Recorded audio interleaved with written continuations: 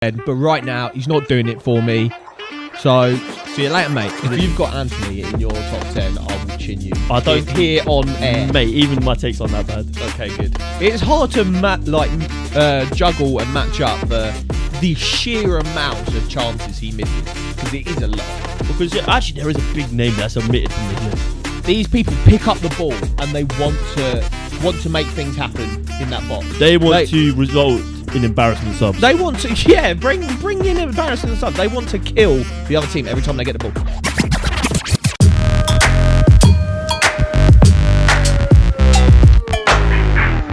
Hello guys, welcome back to BoreDraw, episode number 39. We're here, we're ready to do some football chat. Okay, you do waffle when you do the intro. Yeah, sometimes you just got to go with it. We've got a special episode today because we thought, fuck it, we're bored of talking about the Prem. Mate, you're 49 seconds in, you sworn. Sworn? Sworn a word? You just sworn up. Swore. You swore? Sweared. You sweared? Who cares? Oh, mate. We got a special episode. We decided, I said we're bored of talking about the Prem. It's still about the Prem. But instead of talking about this week's Prem, we've decided top 10. We're doing it. Top 10 Premier League wingers. This season, going forward. Yeah. We're not doing off vibes or off past. Because we were saying previous, we were like, oh, should we do top 10 and then talk about history?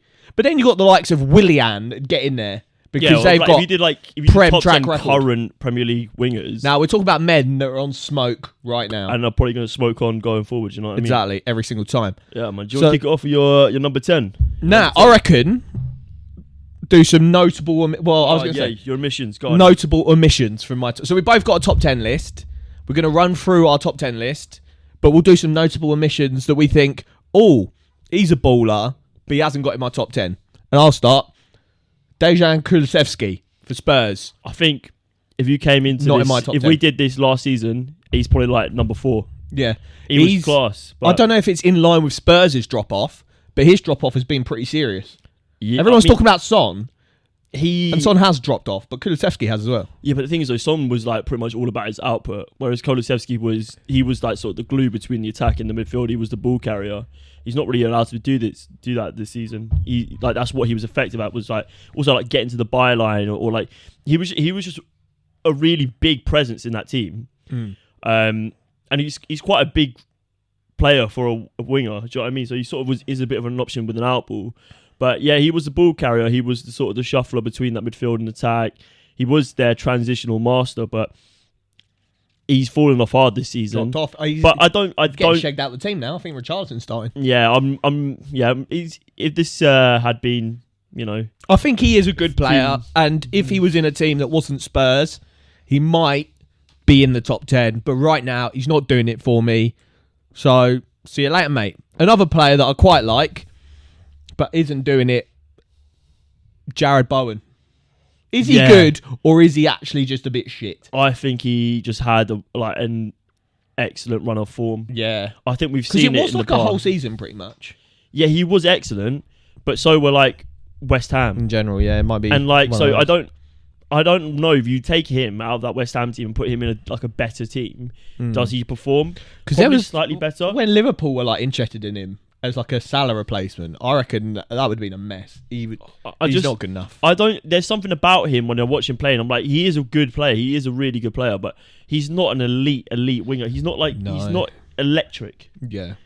But yeah, Jared Bowen, prove me wrong, mate. And then one more for you, and we'll get into the top 10. Harvey Barnes. Where do you stand on Harvey Barnes? Because every time I watch him, I think he's quality. Yeah, he's I think such a handful. Dangerous, But why hasn't he kicked onto that next level, got himself a top 6 move?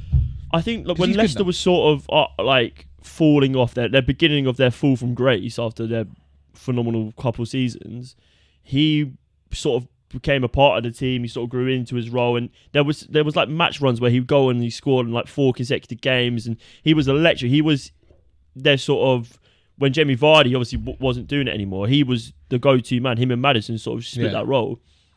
But Leicester, they fell off so hard. Tielemans don't want to be there. The only player who really puts it in is Maddison. Yeah. He's the only one in that team that I would think it deserves like to be in the Premier League. To be honest, Oh. do you know what I mean? They've stunk it up, and I think if they didn't have the quality in the team that they do, and the quality of manager they do, they would be stuck. And that's obviously like an easy thing to say. Like if they were worse, they would be relegated. Yeah. But like they're lucky they have that quality to fall back on. Yeah. That the players they do have are just such a good base level that they probably will escape relegation this season. Yeah. But like something needs to change in that squad. Yeah, 100%. It's a weird one with Harvey Barnes because like I said, every time I watch him, he's such a handful for whatever defender he's coming up against or whatever fullback, and he hasn't really. I think he's been injured any time he's been close to an England call up. And maybe his injury record is part of the problem. But yeah, I just think his finishing is probably just below like a very decent level. But his like pace, his strength, his ability to carry the ball, all very top tier. I think I'd like to see him at like the problem is in terms of the England shout, there is just so much competition in that place and that is the elite competition. Do you know what I mean? Yeah. But I mean, he offers like a different thing to like the players that I can picture apart from maybe Rashford on the left wing. Yeah. The rest are all very like inverted forwards like Grealish, like Foden. Whereas he's more like Rashford, that he'll hug the touchline and carry the ball. I feel like if you had Foden out on the left, he would hug the touchline more. He is like one of the most technically gifted left-footed players in the Prem. I think he tends to come in he more, likes to come in, doesn't he? But we say like you're looking at the likes of if you said Saka on the left, his best role's on the right. Yeah. You're saying Foden on the left, his best role's through the middle. So yeah, I mean, but he's looking at the likes of Rashford and Grealish. And I'd like to see Harvey Barnes in a better team because I think there is. It's Harvey Barnes. Ooh. There's a baller there, but look, give me your. No, wait, scrap that. You're missing one. I don't think you have this guy on your list. I hope not. Wilf Nonto or Wilf Zaha. Zaha. Oh, shout out Willie Nonto. Yeah, Willie Nonto, man. But Wilf Zaha. Yeah. Did you see? Apparently, Al Ittihad, Cristiano Ronaldo's, or is he at Al Nassr? I don't know. He's at Al Nassr. Al Nassr. The guys one. I think they just lost to. I think. Oh, well, I think so. It was like the top 2. Yeah. Anyway, they put in like a £9 million a year bid for Wilf. As in his wages. Yeah. I don't know. He's on his contract runs out at the end of the season. Yeah, so he'll be gone for free. Yeah, I don't know. Wilf Zaha is a weird one for me because I think he had all the talent in the world, and I don't think he's underperformed to his talent. I think he's played at a very good level. He's been Palace's talisman for basically his entire career.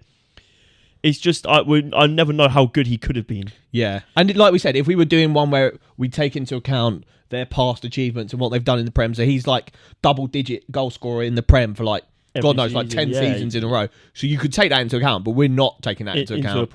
At the minute, right now, he is having a sort of a rough season. So are Palace, yeah. It's not good there. There are times where he looks excellent, and you just like, I had him in my fantasy team for weeks, and he had a couple good runs, and then suddenly it's like out of nowhere, he just disappears. Yeah, I feel and like there is no output, so it's the inconsistency for me that doesn't get him into the top 10. But we'll break into the top 10. You want me to kick it off, or do you want? Yeah, you start because I reckon my 10th place is like a good one. Is it a good one? Yeah. And I put him 10th because I had to like. I feel like mine is slightly biased, but I tried to de-bias it a little bit. I just want to disclaimer in my list, yeah. I put this together on a 10-minute train. That's what it's all about. So the more I think about it now... They say the more you think about it, the more you do like panics and stuff. Nah, the more I think about it, the more arguments I'd have for my players. Okay. I've just gone off vibes here. That's what it's all about. Give me 10. And it's going to be so rough because I'm just going to have to back it. 10th place. Who you 10th place. The man from Newcastle, mate. Miguel Almiron. I don't know why I'm doing this. Yeah, he's not Italian. Miguel Almiron. He's had a season He's and a Paraguayan. Half. Yeah. Yeah, he's had a quality season. He's had a quality season. I saw a tweet saying if Maradona got tested at whatever World Cup it was, someone's got to do the same to Miguel Almiron this season. Yeah. Well, I think he hadn't scored in like 5 or 6, but luckily for your case, he scored on the weekend to get Newcastle the 2-1 win against Wolves. I think we've always seen he's been an excellent player, and I think he's sort of gone under the radar because his output hasn't been there. And I think for a lot of these players on my list, like the ones at the top, the difference between them and the ones in the lower brackets are the output. Yeah, 100%. It's like you can be an excellent dynamic winger. That's what makes. But until you have consistent output, but there is a player on my list who I will argue that his importance to the system overweighs the importance of output. in this position. If you've got Anthony in your top 10, I will chin you. I don't here on air, mate. Even my takes aren't that bad. Okay, good. But yeah, so Miguel Almiron, my number 10. I think he's having a stellar season. Yeah, I agree. He was flirting with my top 10, but I think he's kind of like Jared Bowen in the sense that his barnstormer of a season is happening now, whereas Jared Bowen's happened a couple of seasons ago. Yeah, potentially. I mean, but if we had done this last season, Jared Bowen would have been 100%. in No, top I'll 10. back it. So, my 10th place, I wonder if he's even in your list. I'd argue January signing of the window. Is that a phrase? Best signing of the January window, Leandro Trossard. yeah, I was thinking about having Trossard in. I think He's so good. he is good. He is a unbelievable player, but I don't know if that just becomes because of his like wing play. Like his position is out wide on the wing. Yeah. I know he's been playing as Like a false nine. For Arsenal in recent games, but it's a weird one for me Why is it a weird one for you, Luke? because he's done all right this season. He's had a good season. Try and explain to me why you think he should be in He's top almost 10. in the He bracket is quality. of that systemic player where his importance to the system is better than his output. He's a player that you can't even make the argument now that he's in a team that is cooking because he was so good at Brighton. And he's been doing it in the Prem for 4 or 5 seasons. And I know we're not taking previous seasons into account, but he started the season with Brighton and he was quality.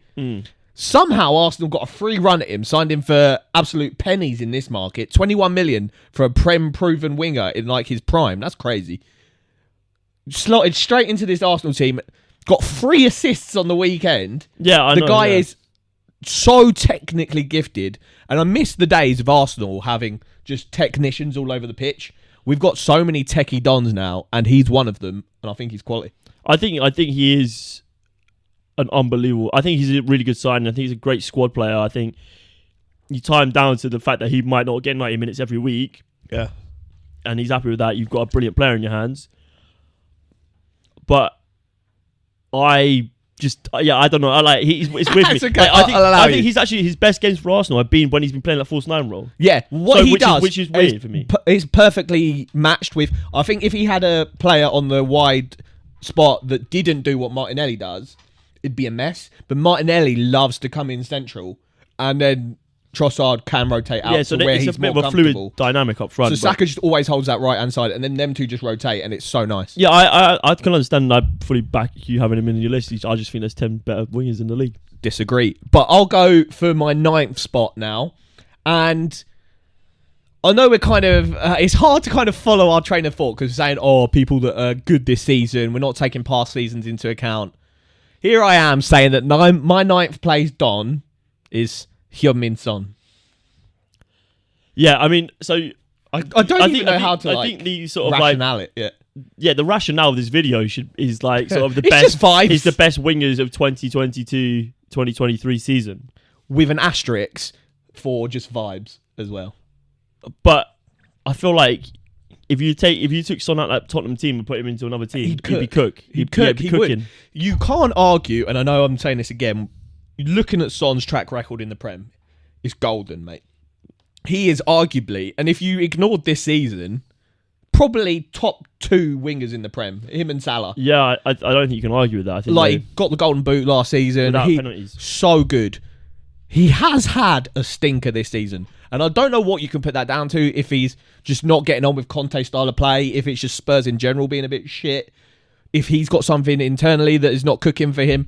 But you know there's a player there, and he is so good, and he's such a handful when he's on crud. And he's a nice guy. And he's a lovely guy, man. Yeah. So, 9th place. He's probably not going to be happy with that. He's probably not watching. But 9th place, Heung-min Son for me. My 9th place is someone sort of at the opposite trajectory this season in terms of their career. Okay. Brennan Johnson. He was on my notable omissions, but I didn't include him because I thought, I doesn't think crack the top 10. Himself and Morgan Gibbs-White have been the two shining stars of Steve Cooper's resurgent Nottingham Forest. I think that the beginning of the season was obviously very rough for them. I think they were pretty much noted to be down by Christmas. Yeah. They went on a decent run, started the new year, and I think that's Brennan Johnson, I think he's done very well. I can get up his goal numbers here.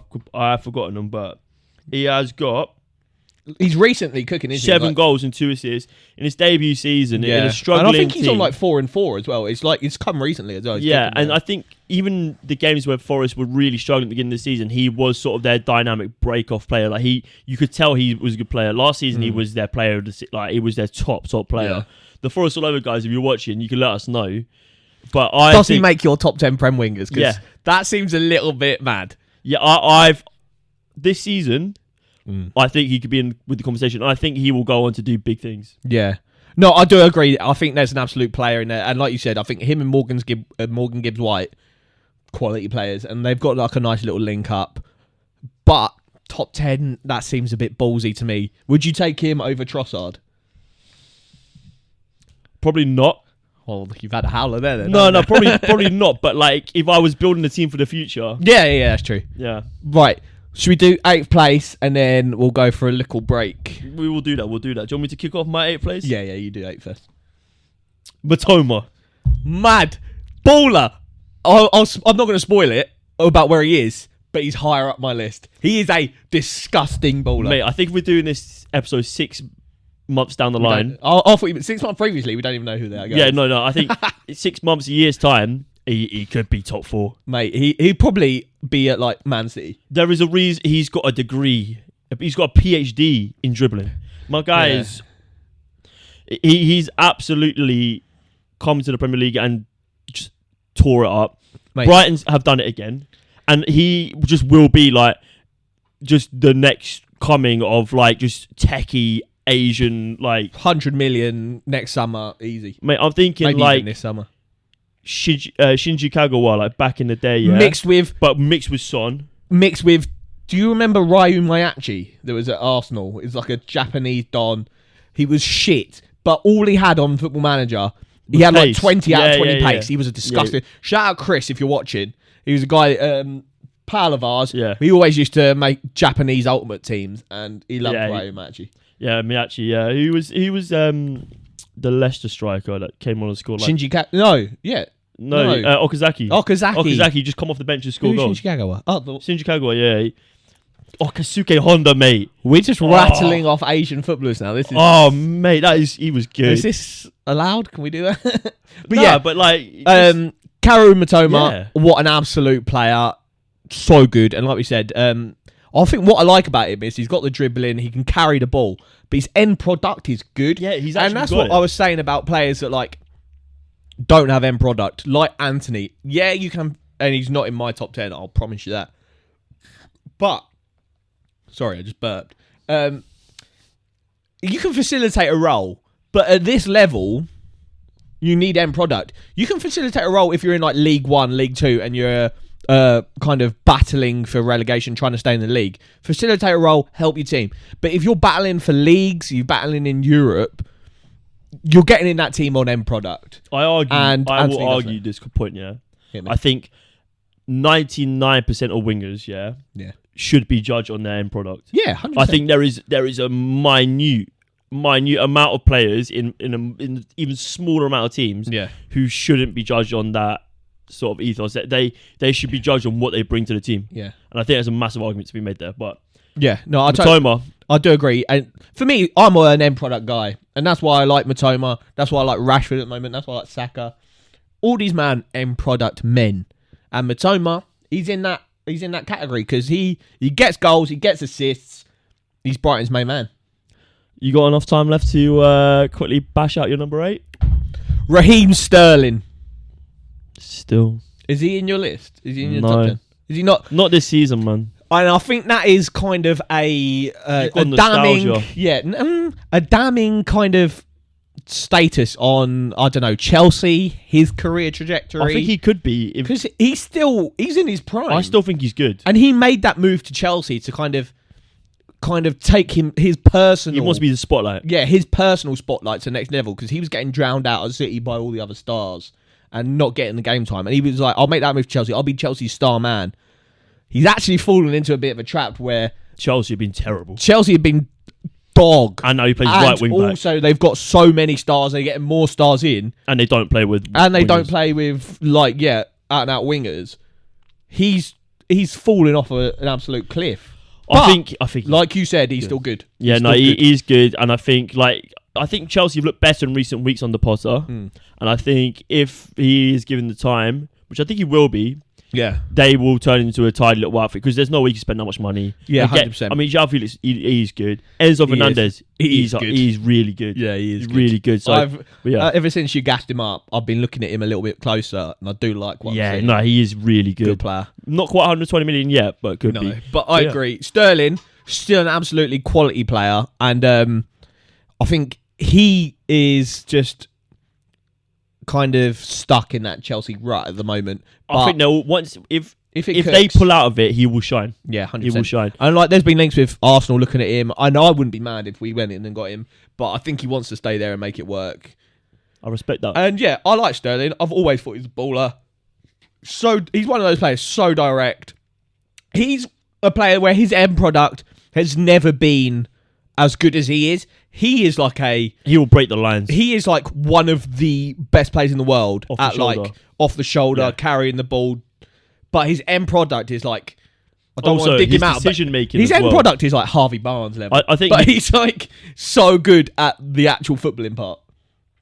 The footballing part. No, that's why get into the end product zone, and then he kind of falls off a cliff a little bit. That's why he's number 8 in your list. Come back after the break to find out the rest of our list. Top 7. Bosh! Top 7. Back again. As we were talking about Matoma, I'll crack off with my top 7. 7th place, Matoma. I think, as we've said... You know what? He's in my top 10 as well. As we've said, top baller. And first season in the Prem to crack our top 10 is quality. That's an elite list as well. Yeah, we put hard effort into this one. But, he's so good. And like you said, he's only going to get better the more that Brighton get better. They've only been under De Zerbi for a few months.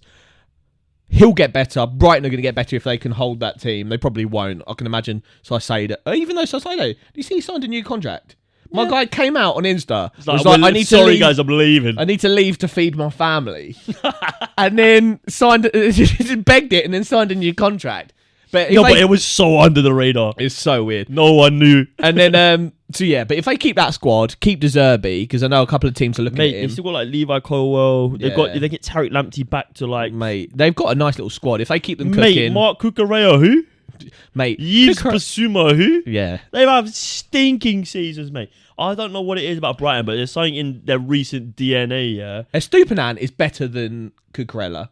And Saicedo is better than Bissouma. Mate, they're probably like, fight me. Please, come take Saicedo. They've probably got some man in come take Saicedo. Come take Matoma, mate. We've got some 15-year-old Paraguayan. Mate. Almiron's little brother. I always think about this, though. Who's the man that scouted Kvaratskhelia from the Georgian... I saw a tweet. It was like a Moneyball tweet. It was like a picture of Adam Sandler. Oh, yeah. And it's just the one scout. You'd be so gassed. But yeah, no, I always think this is how can the top 6 scouting departments exist? They should just cull them and just be because all they're doing, you see so many people at the moment, Man United and Liverpool, both linked to João Palhinha from Fulham. And it's they signed him for 30 million last summer. How are people wanting...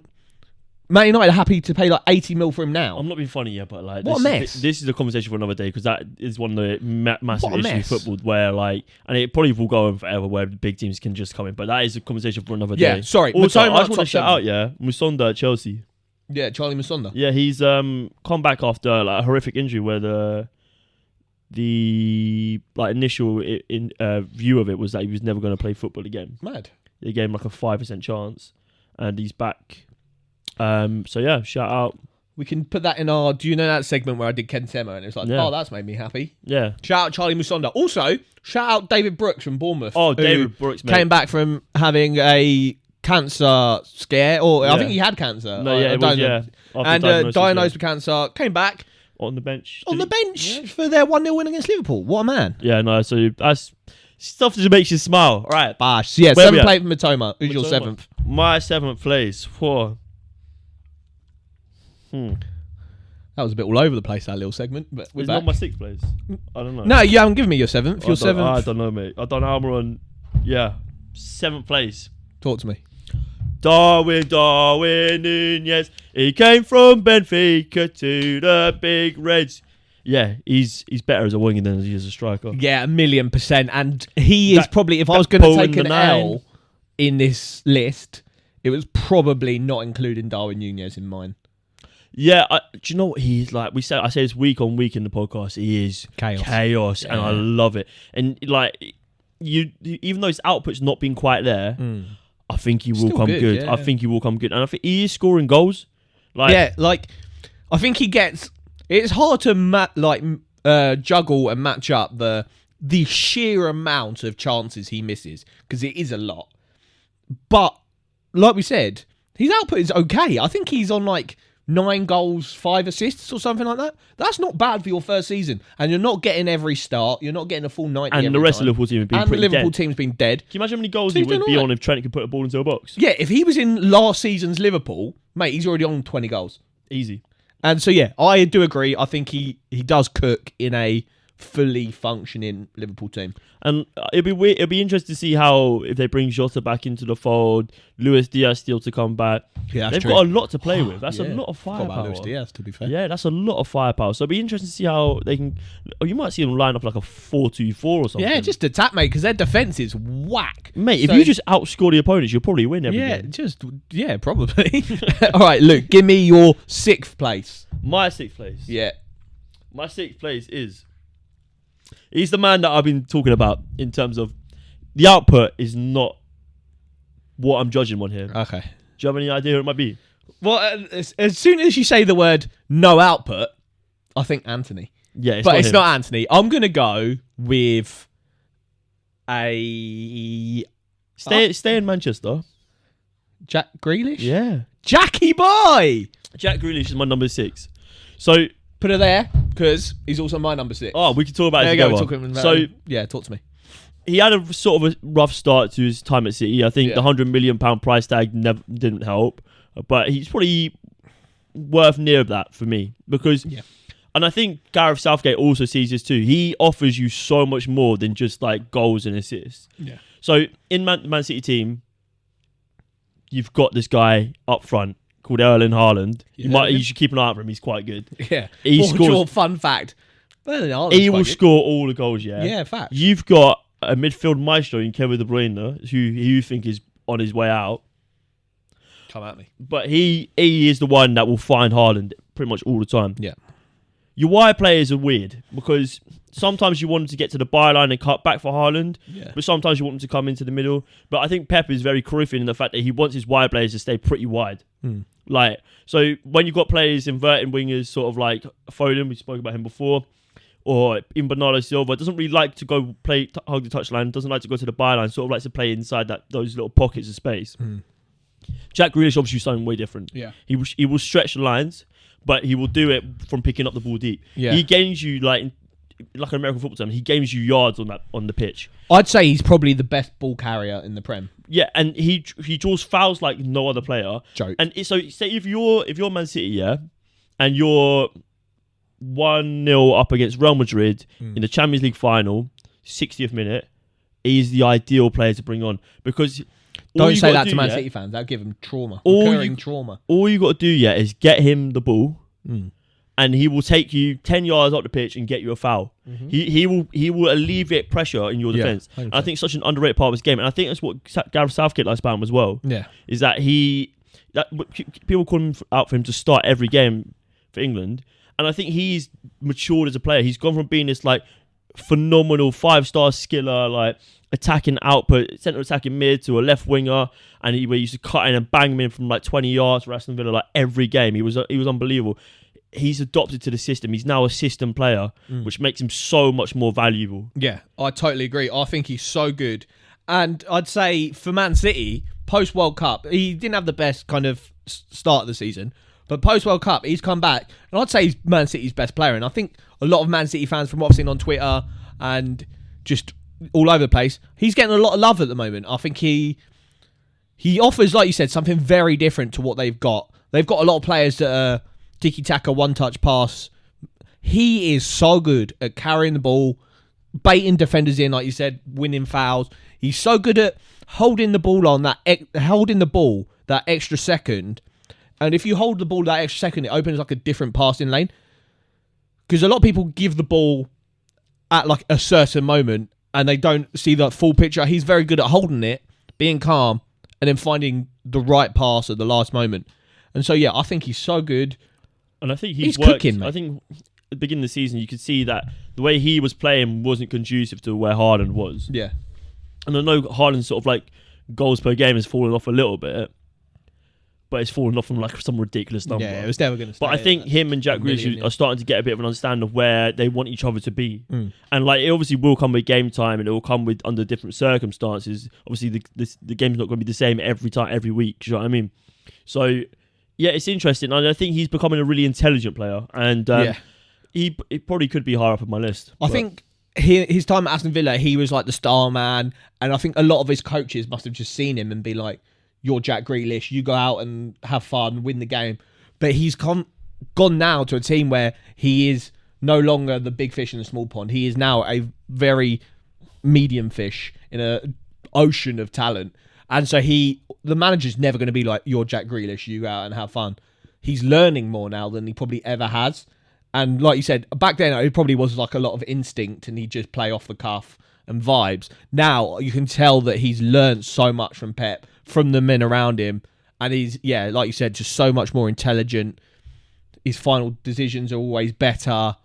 He knows when to release, when to hold the ball. Yeah, he's a more intelligent player, and I think that's testament to Pep, testament to him being like ballsy enough to make that move to Man City and not crumble under the fact that it didn't work out. Yeah, shout out Jack Grealish, mate. You're top G. Number 5, Roz? Top 5. This guy, I might get some daggers, but Mo Salah is 5th on my list. What do you want to say about that? Just whatever, mate.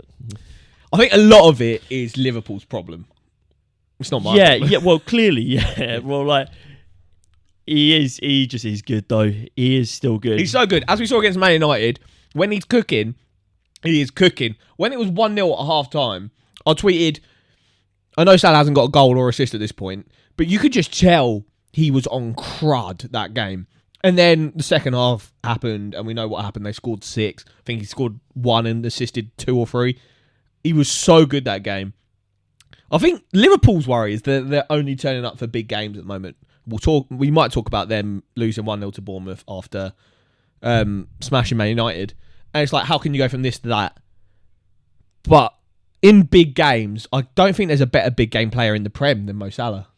Yeah, I think he just is a top player. Elite. I think the problem is, though, Liverpool, they're scoring goals still. They scored 9 past Man United, who were on a very good run of form. It's just 90% of the games this season, their defence is just so shaky. Their midfield is non-existent. So how can you ever have, like, as an attacking player, how can you ever be fruitful and have the output you had in previous seasons when your defence are like half as good as they were? Yeah, no, 100%. I mean? He probably lacks that kind of comfort in the defence. I bet if you look at his... I haven't actually looked into this stat, but if you look at his sort of chance conversion this season, it's probably higher, if not the same as previous seasons. He's just getting less chances. Yeah, maybe. Because I think for me, there's definitely a drop-off. He isn't as menacing, I don't think. No, he's not as... I think a lot of fullbacks are still scared of him, obviously. He's so good. But I think in seasons gone by, out of the 38 games a season, you expected Mo Salah to drop a 8, 9 out of 10, 30 of the 38. Now, I reckon maybe he's half. I'll make it like 15, 16. And that, like we said, could be a Liverpool problem. But I think he's missing that link up with someone like Firmino. Maybe Gakpo will get there. He's missing the link up that he had with Trent. Henderson, when he used to go out to the right-hand side and Salah would tuck in. I think a lot of it is Liverpool's problem. But for me, I can't give Mo Salah his flowers for this season. They haven't bloomed. Because it's not because he isn't kicking. It's that I can name 4 people, in my opinion, that are kicking harder. That is how the list works. Bash. That is how the list works. Give me your 5th place. I actually don't remember it. Oh, no, I do. I do. Mine and your 4th and 5th are the... Yeah. No, 5th and 6th, right? Yeah. No, 4th and 5th. What? We're waffling. So, mate, I've lost my list. so my fifth place yeah. is Salah. Your fifth place is, Riyad Mahrez. and my fourth place is Riyad Mahrez, and your fourth place is. Mo Salah. Talk to me about Riyad Mahrez, Riyad Mahrez, he just is good. Is there anyone with a better first touch than him? mate. He's the most beautifully techie don in the Prem, and I will die on this hill. Yeah, I agree. It's not even a hill that Yeah, I'm embarrassed I to die on. agree. It's a good hill. He So is. You'll die on a beautiful hill. It's so good, mate. He is unbelievable. His touch, his finesse on the ball. Watching him is like watching the Mona Lisa being painted. He Beautiful just stuff. is good. But Talk to me. does the system hold him back? I think what he has shown is that he's so obviously a quality player because Pep's been there for what, like 6-7 years now, and he's had like I'd say maybe 2 squad turnovers in that time. But Mahrez and Kevin De Bruyne have like stood the test of time in terms of those squad turnovers. They've always been in those squads, and they've always been pretty much first teamers. Like both of them are dropping off slightly now; they're not always playing, but they're pretty much first name on the team sheet. And for Mahrez, he's just you get so many ratings, in my opinion, if you're like disgustingly two-footed. He is, and that's why I really like Leandro Trossard. That's why I love Santi Cazorla back in the day. If you can just look at a man and they have no idea what way you're going to go. Yeah, they try shows it onto your weaker foot, but it doesn't exist. Exactly. With Anthony, like we said on podcast, you just show him onto his right foot. Can't do nothing. A Gazer's a mess. Whereas Riyad Mahrez is probably the most two-footed player in the Prem. He can go either way, so technically good. And yeah, that's just ratings from me. I love it. Yeah, he's just unbelievable. Yeah, he's just really good. I don't Really even good. And his outputs, we were talking about output earlier. He's one of those players that he never loves had a goal against Chelsea, doesn't he? He's never had bad output. He's never had to acclimatise to the Prem or acclimatise to Man City when he moved. He's just got into that team, got into Leicester, immediately cooked. Got into Man City, immediately cooked, and then stayed cooking. So good. I actually don't think there's a team in the Premier League he probably doesn't start for. Mate, he'd walk into every team in the Prem. Maybe. Actually, I don't want to say this now because it ruined my... I think he might walk into Arsenal. I don't think he starts over Saka. I think he is good. I do, but... I think you might. He does not start over Bukayo Saka. You would find a way to get them both in. Yeah, you would. Yeah, You start Saka left wing back. Oh, fucking hell. Right, so that's 4 and 5 done. Luke, or shall I go for third? I'll go. You got the same player. Gabriel Martinelli. Congratulations, my handsome little boy. Arsenal representation. Wait, I think our top 3 are the same. Should we just list them out then? Or Yeah. We'll go through them. Martinelli, talk to me. Why do you like Martinelli? Because this has been his breakout season. We've seen glimpses of it, but he has been unbelievable this season. What's he on? 12 goals this season now? I think 11 goals and 5 assists. And he had that little bit of he had about 4 game spell where he didn't score a goal, which is insane because he is so young. Yeah. It's literally his first season where he's getting 90 minutes. And he is such a vital part of this team. He's so vital that Leandro Trossard, who's come in, the experienced player, has been shifted out of his position. And that's probably just due to how he works in the system. He can probably play that false 9 better than Martinelli can.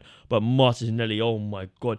Is there anyone actually better than coming inside and just finding corners? I don't know. I could talk about Martinelli for ages because I think he is so good and so painfully underrated. And by Brazil as well. Brazil, he should have got more minutes in that World Cup. He starts over Richarlison. Richarlison's dog, mate. Get him out. Martinelli is probably, barring Vinny Jr., and somehow you get Martinelli and Vinny Jr. into the team together because they're both quality. But Martinelli, I could talk about him all day. So good. And I like that you brought up his kind of 4-game spell where he didn't score. And that's when you know that this kid he's the real deal. He's world-class levels because He picked it straight back up. no other 18-year-old, how old is he? 18, 19. No other 19-year-old is getting absolutely slaughtered. I saw Arsenal fans coming for him. I saw pundits coming for him. Oh, he hasn't scored in 4 games. Mate, the kid's 18 years old.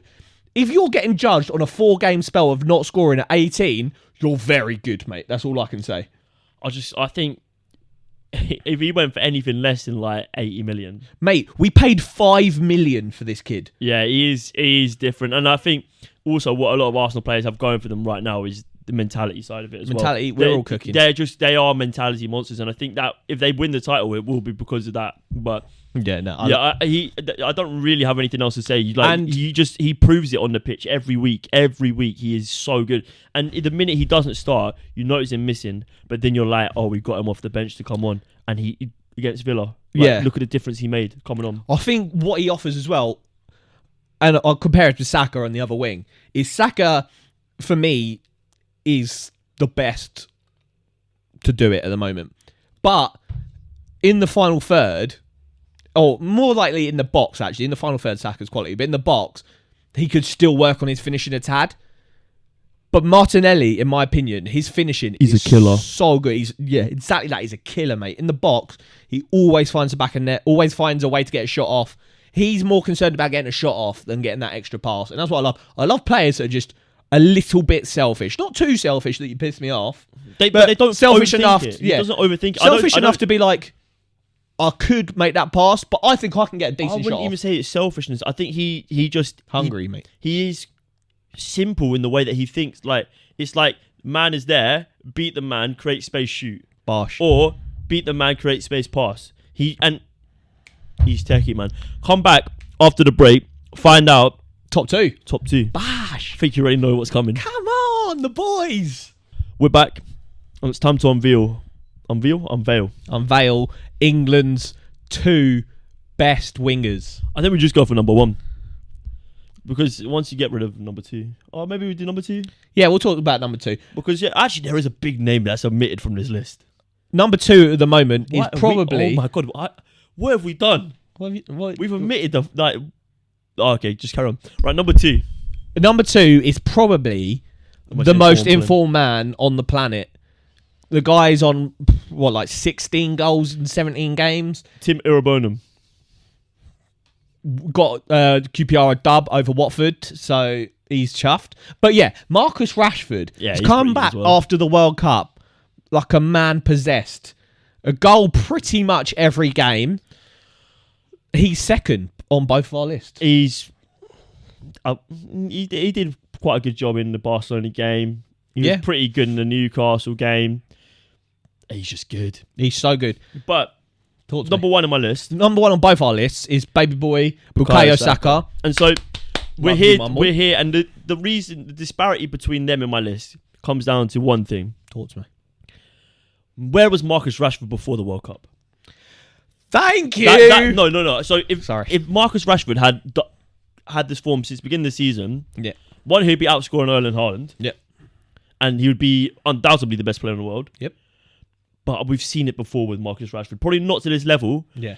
We've seen it before. He has come in spurts and he has absolutely looked like a killer and no one can get near him. But Bukayo Saka is consistency defined. The only time I've seen him actually not have a good spell is in that documentary, that period. And but he was still such an important part of the team. Yeah. Bukayo Saka is just... Talk to me about my golden the thing boy, is, though, man. My argument between these two players is that Marcus Rashford is right here. Bukayo Saka is consistently here. But Marcus Rashford on his day, if you took these two at their very, very best, Marcus Rashford is I think levels. I think Marcus Rashford on his day is like Mbappe, Vinicius Jr. There's a few players who on their day just like you might as well go home. But I think Bukayo Saka can do it. He can do it. Yeah. But I think the level is there. However, got things to say about my boy. Bukayo Saka all the way. He's 21. 21. And he's a leader already. You can see it. I can't even begin to talk about this boy. He makes the right decision every time. I just imagine having this kind of absolute star just come up through the academy. He's an Arsenal through and through. And like you said, he's carried Arsenal on his back through possibly the worst time ever in Arsenal's history. Finishing 10th, finishing 8th, finishing 5th. That was so some bad. Good years, turmoil. The banter era, man. Mate, it was a mess. And this kid, 17, 18, 19 years old, growing up in very formative years with all this weight on his shoulders, goes to the Euros, misses that pen, getting even more belters. He's just like, I don't give a fuck, man. I'm actually the best player England has. Bun Harry Kane, bun Marcus Rashford, bun Phil Foden.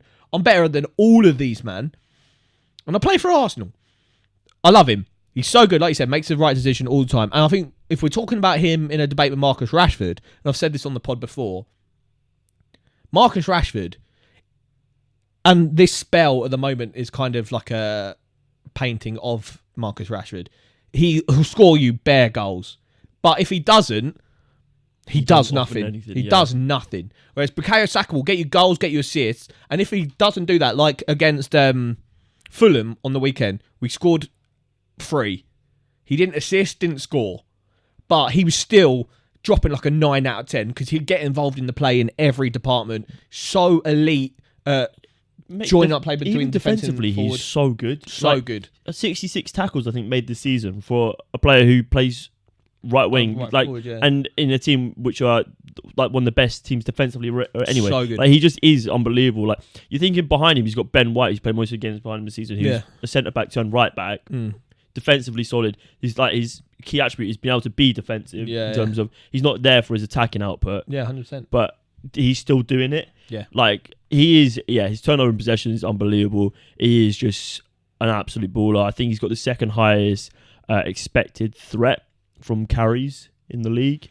Yeah, when I said Jack Grealish is the best ball carrier in the league, I think it was between him and Bukayo for me. I think the difference is though, so like that stat measures where they pick up the ball and take it to where they finish, and in the expected goal number from where they either receive end the run or pass it off.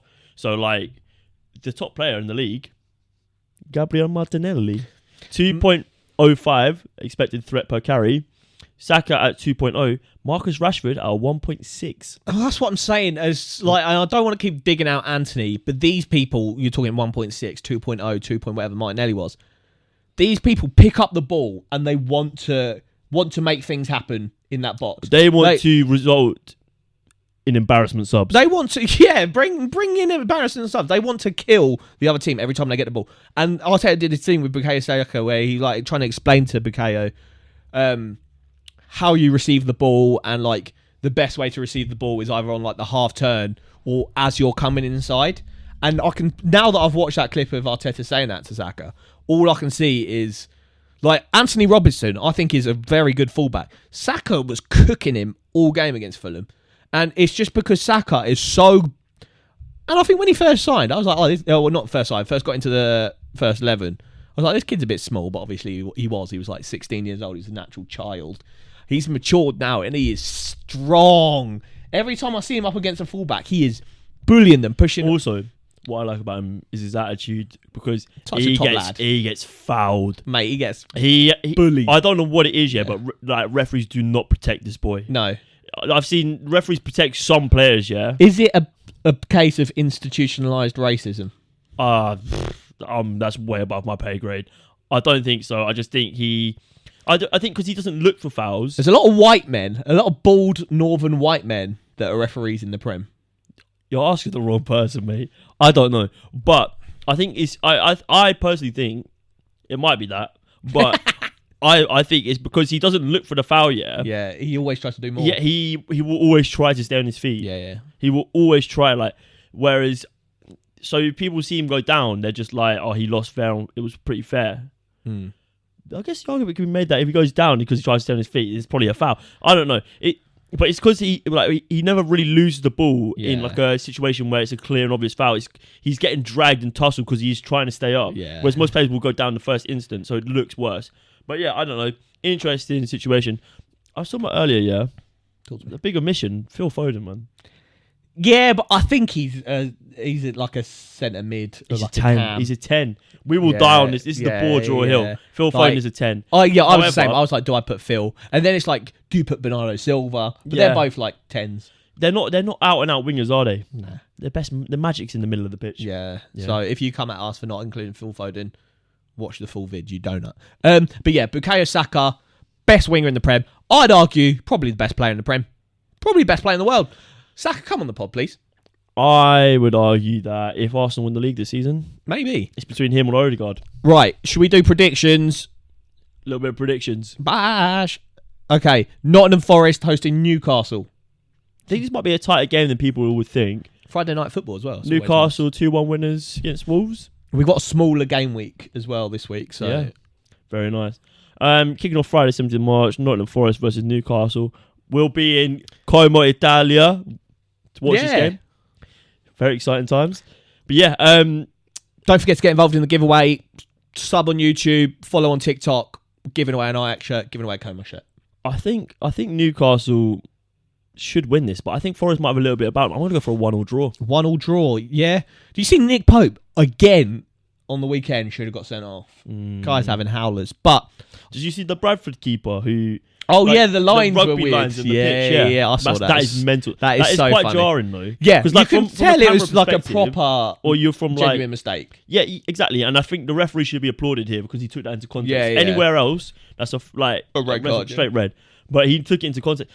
How are you playing with rugby lines on the pitch? That is so... You know, like FIFA, when you could have like the American football pitch. Yeah, it's tapped. It's just, What jarring. did you say? 1-1? Yeah, I'm going to go for a Newcastle win, but I do think it'll be tight. I'm going 2-1 Newcastle. Villa versus Bournemouth kicking off. I like Villa under Emery. I like Bournemouth at the moment. I had Ollie Watkins as an outsider on my list. He was... Yeah, I like Ollie Watkins. I think if he continues his form under Emery for the since the beginning of the season when they didn't have Emery, but he would have been in my list. I really like Ollie Watkins. I think he's just an offside merchant though, isn't he? He's always offside. And his finishing is dog. I don't think his finishing's... I think it's bad. It's not great. He's like Darwin Núñez. He gets so many chances every game, and you'd be lucky if he scores one. He's like a member of that like Brentford just like striker squad though, when they had like him, Mope, Ben Rama chipping in with goals. You know, back in the day, Brentford had a good team, mate. It's actually saddens me to say, but yeah, I'm gonna go for a 2-1 Villa. 2-1 Villa. Yeah, I like Bournemouth. Good result on the weekend against Liverpool.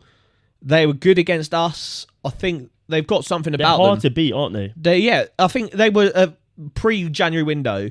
They were shipping so many goals. Fodder, yeah. They got in some good defenders, a couple of good midfielder additions, and yeah, the squad's not awful. But I think Villa, they look good. Gonna go 2-0 Villa. 2-0 Villa. What did you say? I said 2-1 Villa. Nice. Brentford versus Leicester. Brentford with their first loss of the season against Sean Dyche of the season. That can't be right. Yeah, I was going to say. It's like their first loss in 10 games, 12 games. Oh, yeah, probably of 2023. Ending their win streak, sorry, yeah. Against Sean Dyche's Everton. Dwight McNeil in the first minute. You would have thought.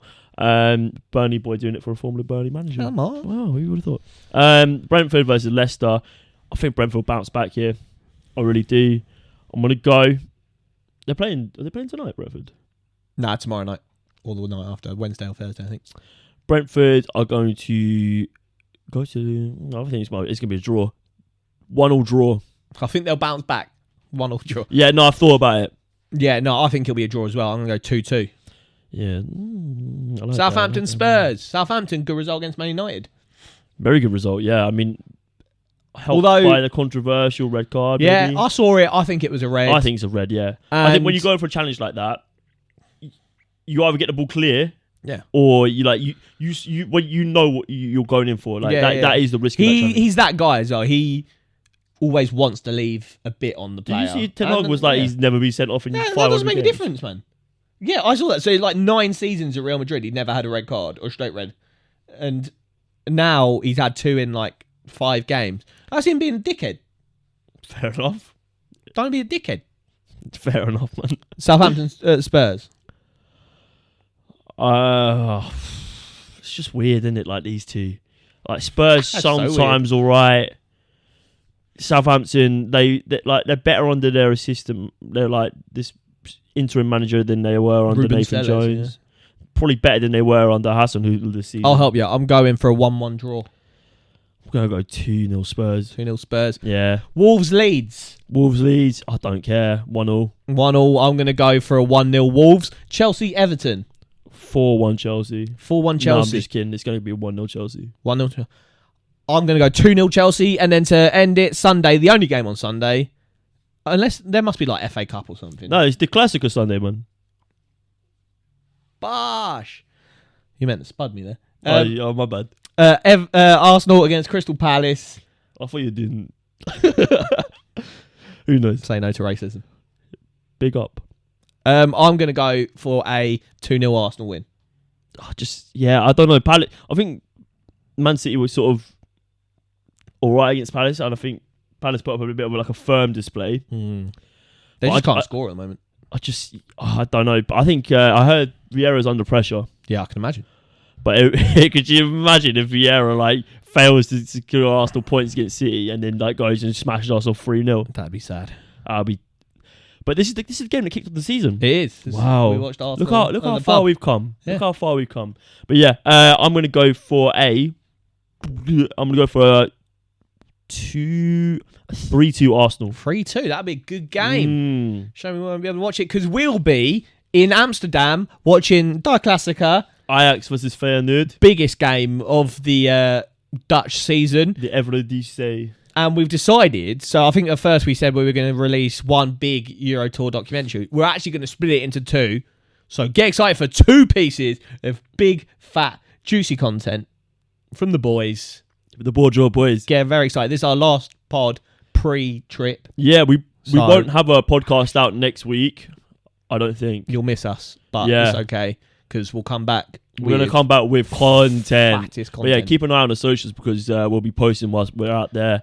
And yeah, it's gonna be good. It's gonna be good. Get follow on our Twitter as well. I tweet all day and no one's tweeting back to me. We got a tick now as well. Yeah, follow our Twitter, man. But yeah, follow all our socials. Get involved in our giveaways. We've got the TikTok giveaway for the Como shirt and the YouTube giveaway for the Ajax shirt. All you got to do is that you follow us on. If you want to get involved in both, just follow us on both of those, and we'll be announcing the winners of those competitions in the respective BoreDraw Euro Tour videos. So be subscribed to our YouTube to check it out. But yeah, it's been BoreDraw, guys. Thank you very much for watching. Episode 39. See you in Europe. And it's live. Bye.